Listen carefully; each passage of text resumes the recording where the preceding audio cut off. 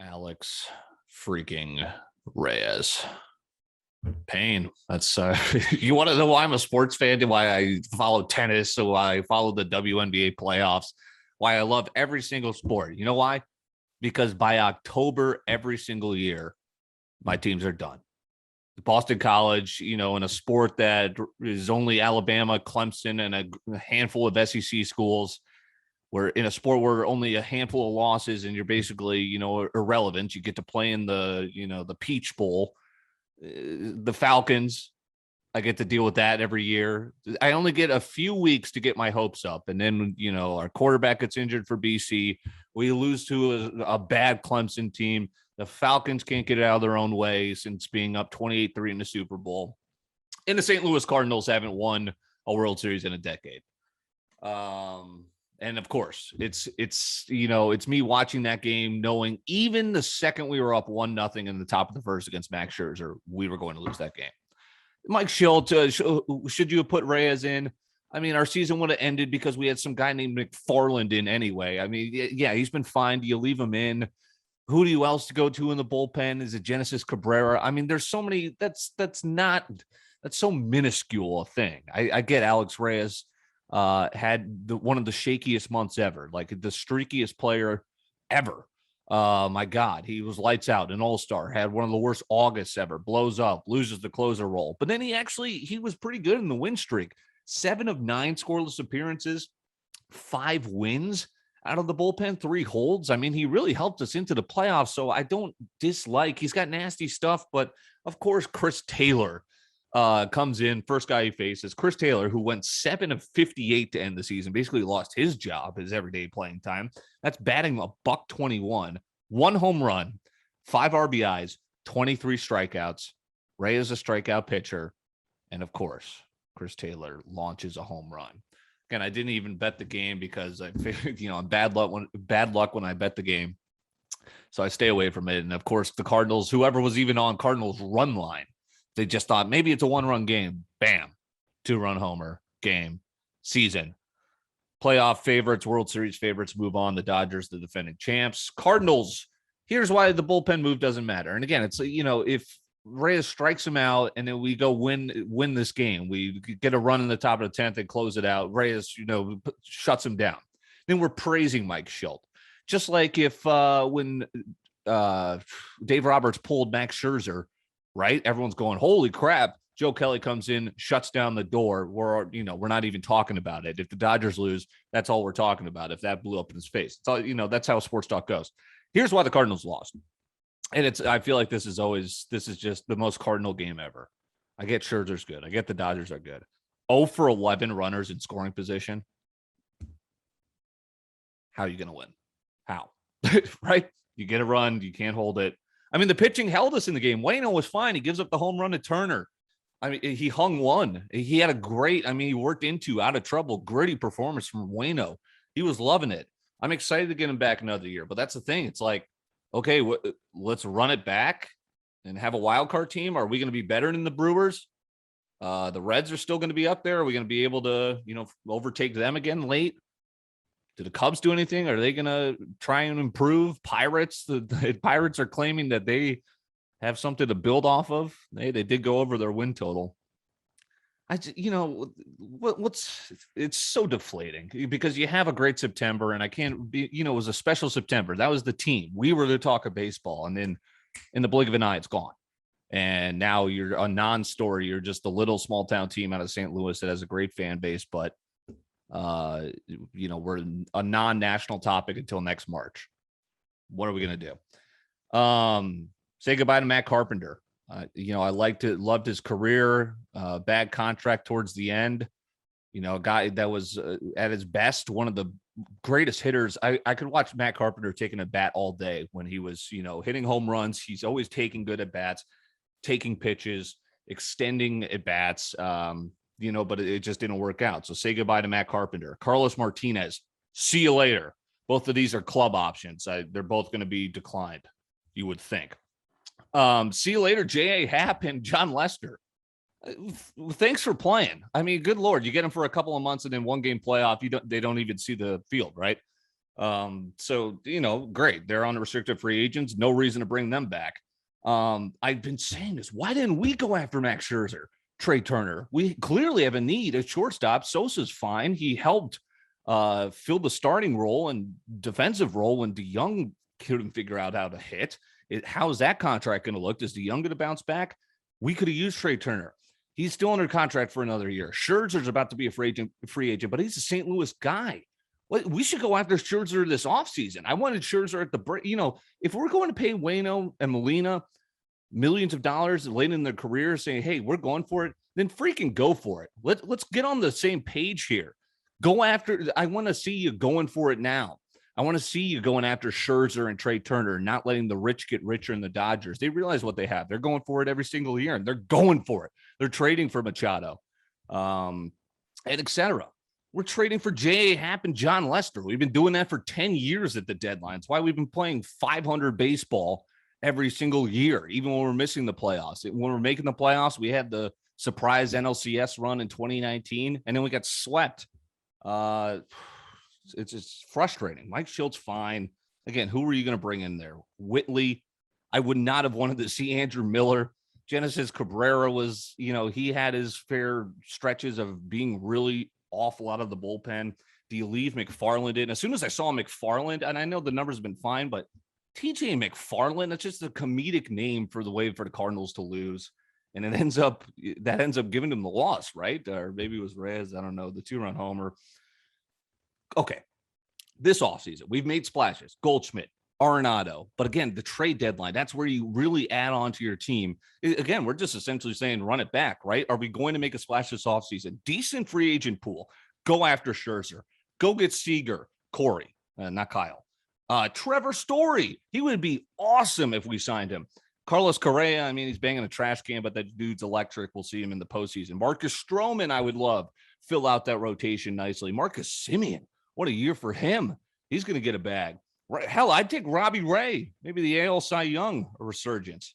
Let's get active this free agency. Let's not get complacent, Cardinals fans. Great September, and of course you lose in the one game. The one game wild card sucks. I get it. It's the same way for the Dodgers. If they lost, again, I would be celebrating the one game wild card, but it's tough. I would like to see your entire season not come down to one game, maybe a best 2 out of 3. Maybe that's in the future of baseball, but maybe it's not, as they like to stay stuck in their own ways. Again, I mentioned BC has our backup quarterback, and now we're playing for, a one loss.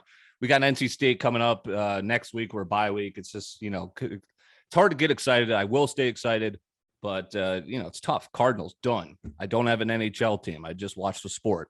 NBA team, I really don't have. I just watch the sport. Falcons. Calvin Ridley, personal matter. I have no idea what's going on, so I don't want to slam the guy, right? We don't know what's going on in anybody's lives, so we hope he's doing all right, but he's missing the game. Russell Gage missing the game. It's in London. Crazy shit happens in London. The Jets just coming off their win. Zach Wilson's going to tear us apart.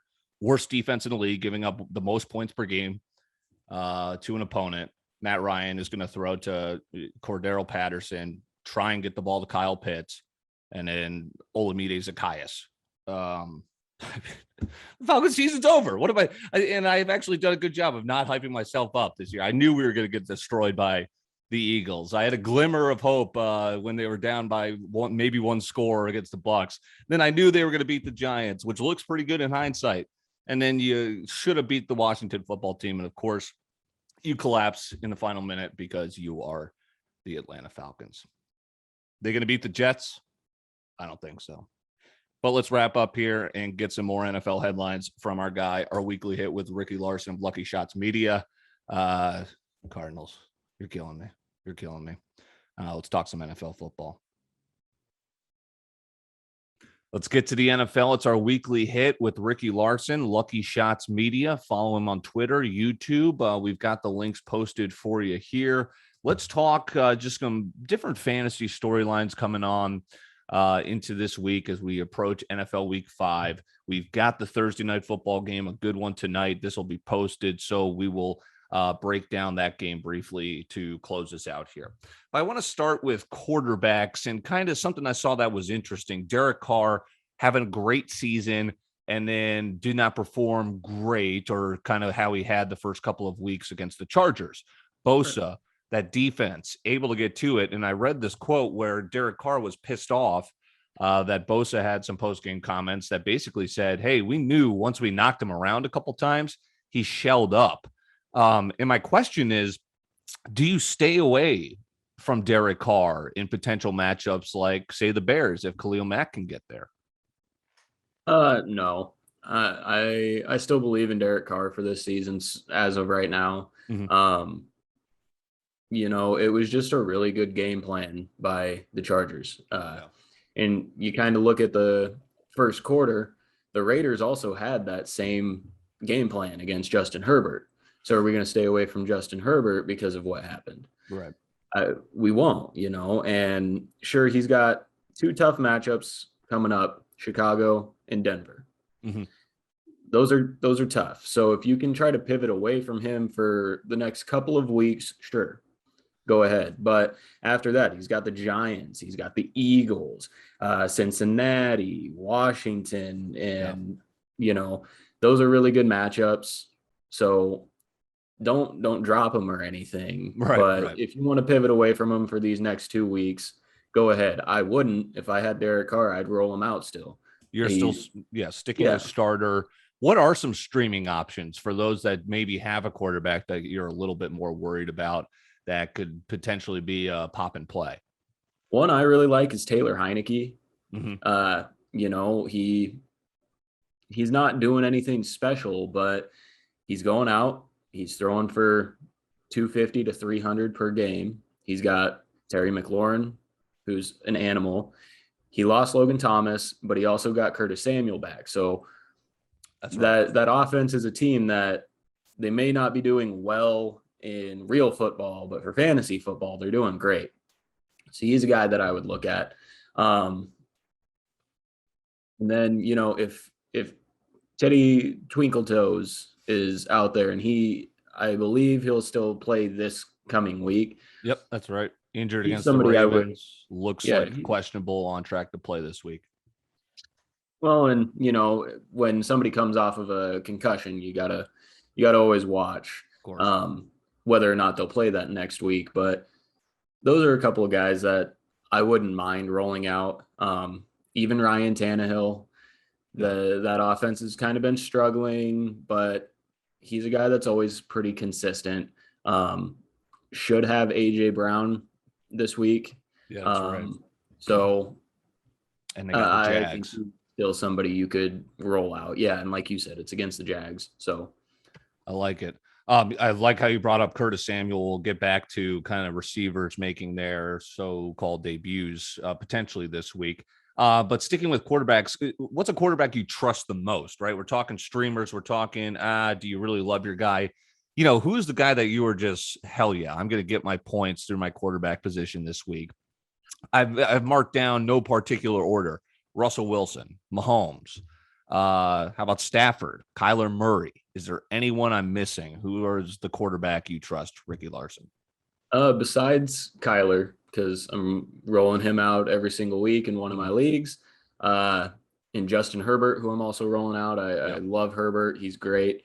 But Aaron Rodgers. Yeah. And you said Russell Wilson.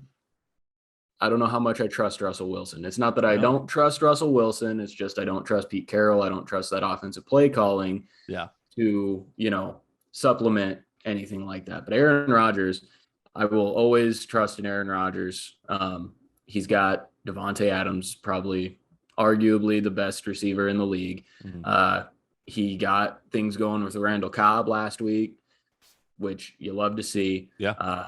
And then he's always got that deep threat of Valdez-Scantling. Yeah, he's got a couple of them. MVS.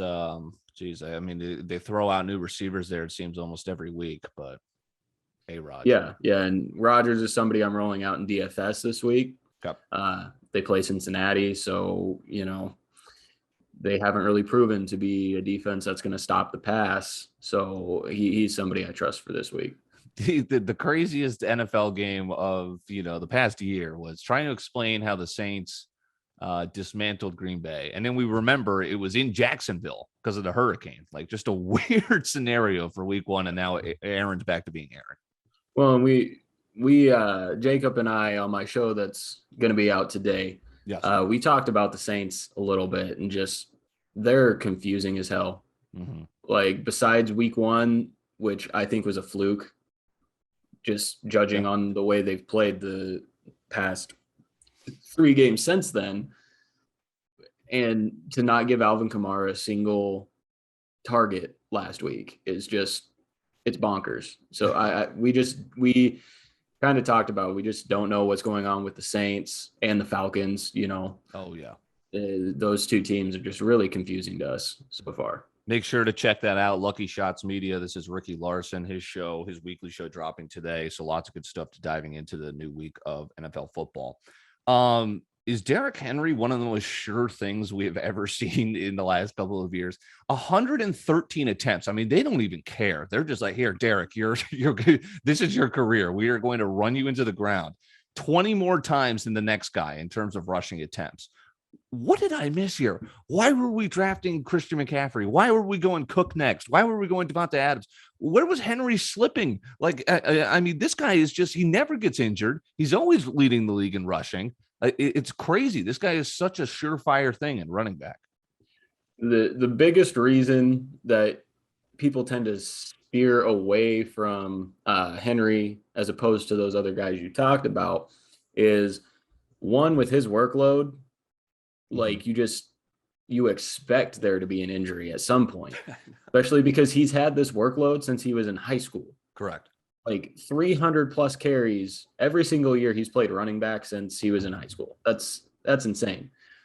But you also have to think of PPR value.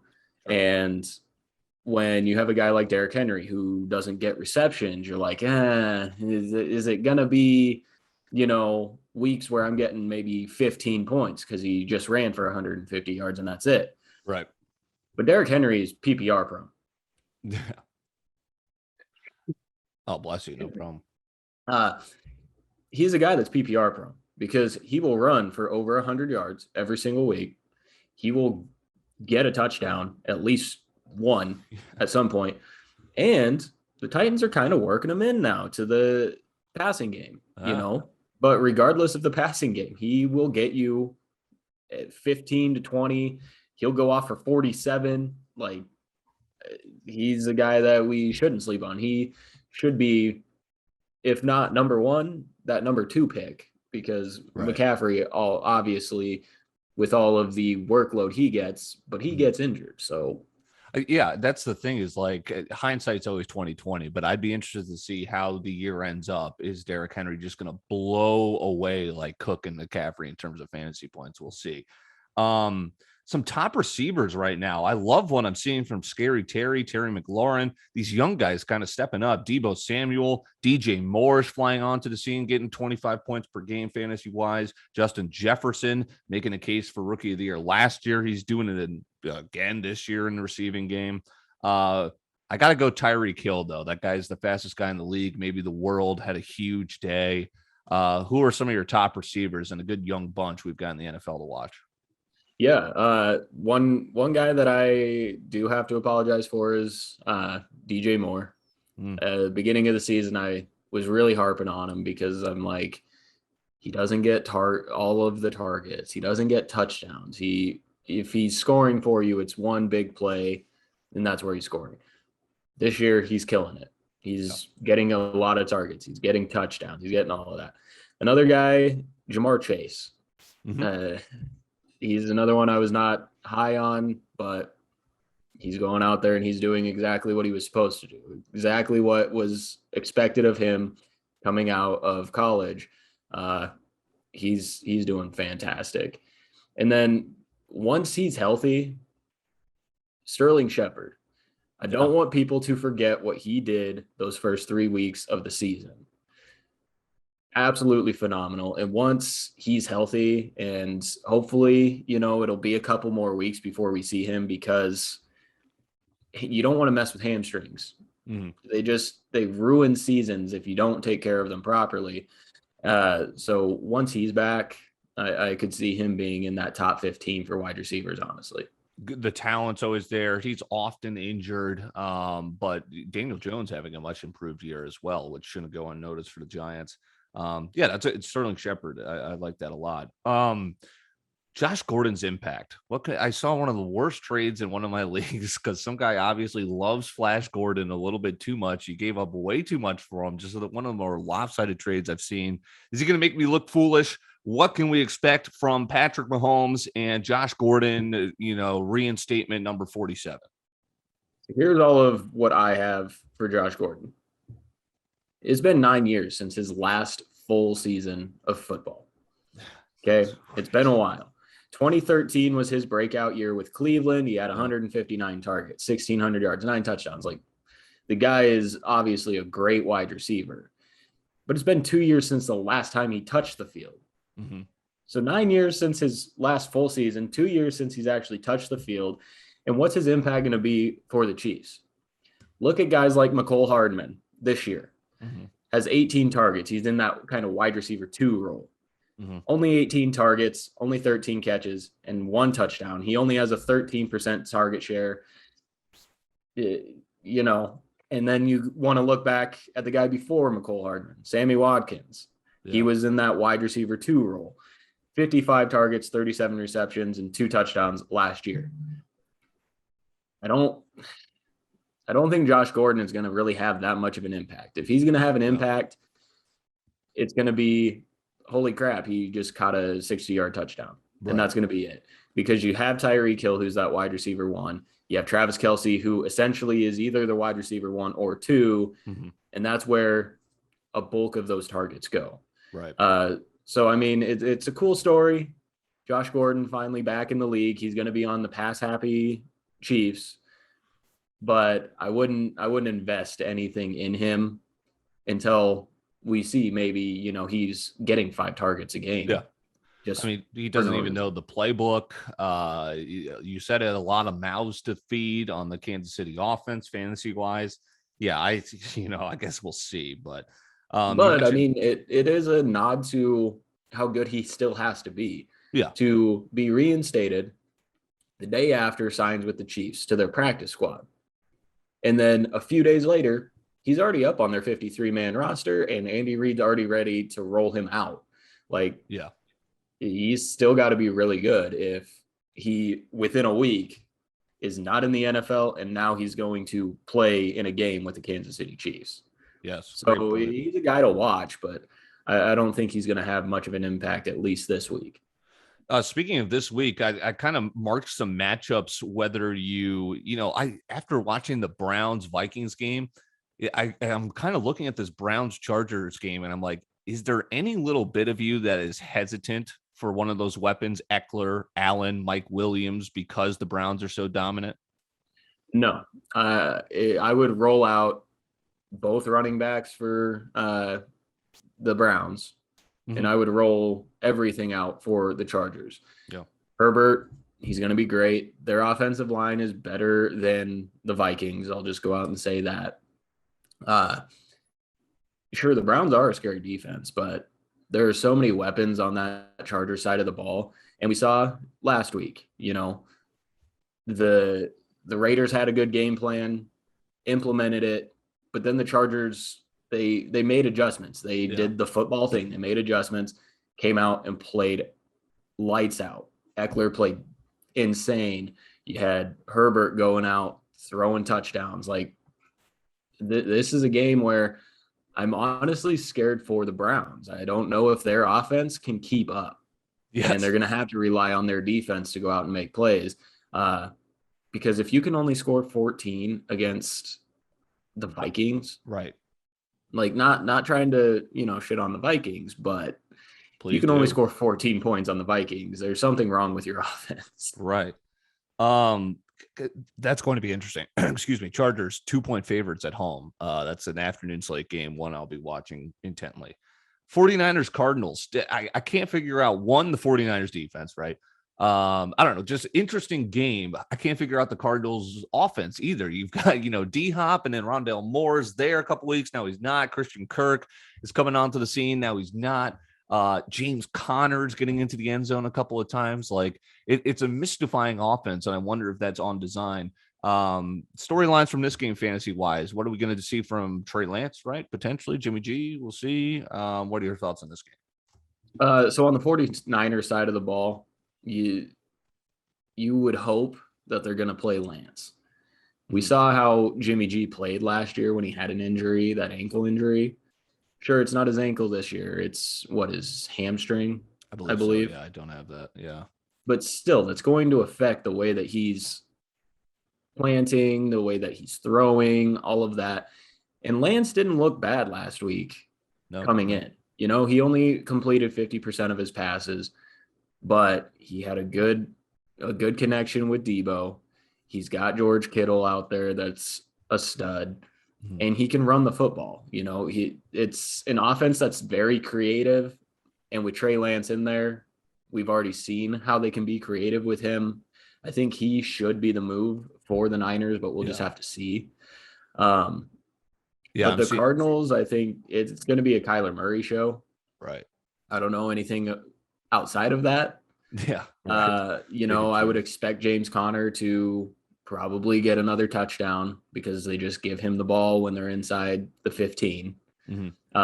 Edmonds is always a good play because he is always, 14 points per game is where he's sitting. He's a touchdown away from having a 20-point game for you. Yeah. So he's a guy. The one that I'm really worried about is DeAndre Hopkins. I don't understand. I know he had the one game where he was maimed, probably got less of a workload because of that. But even before that, he's being out targeted. He isn't leading the team in receptions. He's not leading the team in yards. Yeah. And he's only had touchdowns those first 2 weeks. And beyond that, he's just kind of been there. He hasn't been D-Hop. He's just been another player on the Cardinals. Right. But I think this could be a week where maybe we see some more D-Hop. Yeah, the Cardinals. You'll see Lucky Shots Media again. Ricky Larson, who are kind of our sports betting partnership, will drop tomorrow. Check out his new week show as well as they break down the matchups fantasy wise. Garoppolo's calf did not practice Wednesday. Yeah, I would go Trey Lance too, but I love the Cardinals because the 49ers are just so banged up right now. Trent Williams is banged up. Kittle's questionable. Kinlaw, their rookie. Running back by committee. They're all injured. Who knows? We'll see. Bills, Chiefs. Best defense in the league. Best offense in the league. Clash. What are the fantasy kind of implications of that? So, we have a little bit of a debate about this as well on my show. I think, and this is just a hot take, I think the Bills are going to go out and beat the Chiefs by 2 touchdowns. They look good. That being said, I think you still roll out every fantasy option you have for offense both teams. Yeah. Allen, obviously, he's an enigma. He's great. He's going to go out and give you a bunch of points. I just went out and traded for Stephon Diggs. I think he's going to have a big game. Dawson Knox is a guy who you don't necessarily know if he's going to have one of those games, but he's already had 2 this year, right? Where a couple touchdown receptions. He's a guy. Zach Moss, even. The running back field right now in any fantasy league, I guarantee you, is a little rough. It always is. He's a guy that, especially against the Chiefs, he's got a chance for some good volume, some good points. And then the Chiefs, obviously you're going to roll out Mahomes. You're going to roll out Hill. You're going to roll out Kelsey. Kelsey's going to have a bounce back week. He had a not good week last week. You'll roll him out. The only person I probably would be a little hesitant on is Clyde. I'm always hesitant on him. And the Bills defense is good. And I think he's going to be the one that kind of takes the shellacking on behalf of the Bills defense. Interesting. All right, Ricky Larson, we'll get you out of here with this. Should be a good one Thursday Night Football tonight. Again, make sure to check out on Twitter all the different links to their stuff, YouTube, Twitter, Lucky Shots Media. We've got Rams-Seahawks tonight. I like the Rams. I think I saw a stat. The Seahawks are wearing like their green jerseys, like they're undefeated in the action green. Russell Wilson, Those primetime are some crispy Russ. jerseys. Yeah, Seahawks look pretty banged up. Carson questionable. Who's gonna win? I mean, Carson's always questionable. Sure. It's just you have to expect from him. But the Rams are coming off that tough loss to Arizona. Yeah. And I think it was just a bit of a letdown from beating the Bucks the week before. Right, totally. But the Seahawks, they had that win against the Niners. But the Niners are also banged up. I mean, to me, the Rams, I mean, I know they lost Arizona, but I think they are the best team in that division. Mm-hmm.